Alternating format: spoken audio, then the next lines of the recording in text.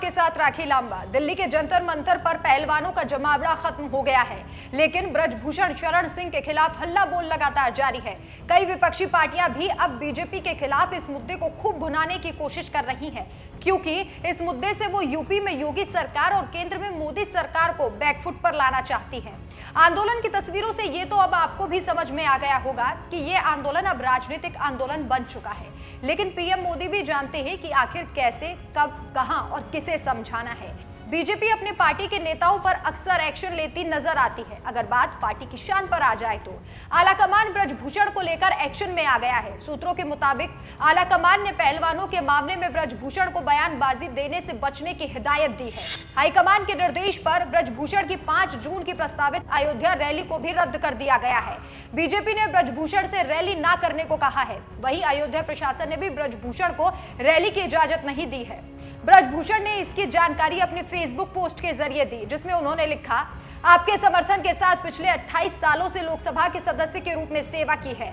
मैंने सत्ता और विपक्ष में रहते हुए सभी जातियों, समुदायों और धर्मों के लोगों को एकजुट करने की कोशिश की है। इन्हीं कारणों से मेरे ऊपर राजनीतिक विरोधियों और उनकी पार्टियों ने मुझ पर झूठे आरोप लगाए हैं। वर्तमान स्थिति में कुछ राजनीतिक दल विभिन्न स्थानों पर रैलियां कर क्षेत्रवाद और जातीय संघर्ष को बढ़ावा देकर सामाजिक समरसता को भंग करने की कोशिश कर रहे हैं। उद्देश्य ये है कि 5 जून को अयोध्या में एक संत सम्मेलन आयोजित करने का निर्णय लिया गया, ताकि पूरे समाज में फैल रही बुराई पर विचार किया जा सके। लेकिन अब जबकि पुलिस आरोपों की जांच कर रही है और सुप्रीम कोर्ट के गंभीर निर्देश का सम्मान करते हुए जन चेतना महारैली को स्थगित कर दिया गया है।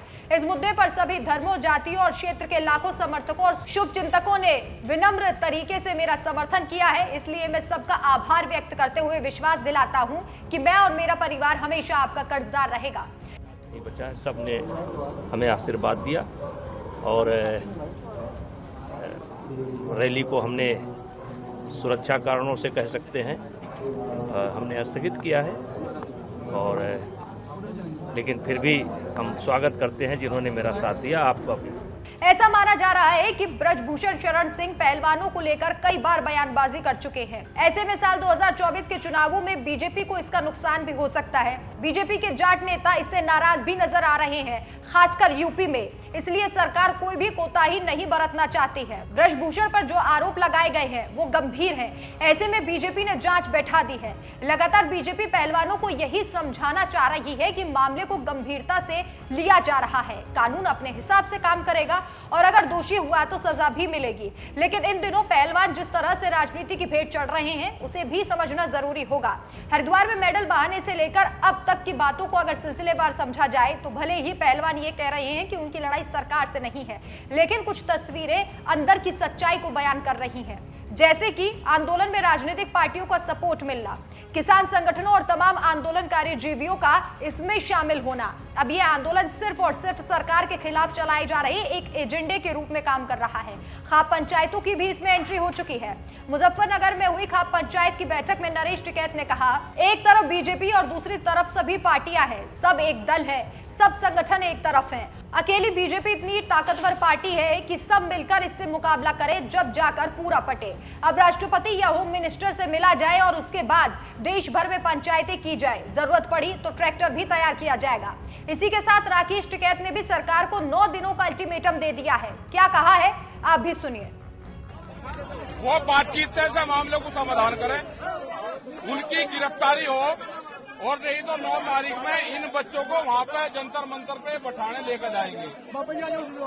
ठीक है जी, ये फैसला हो यार, हम पूरे देश भर में पंचायत करेंगे। राष्ट्रपति से मिलेंगे, होम मिनिस्टर से या उससे होगा, ये सरकार से मिलेगी।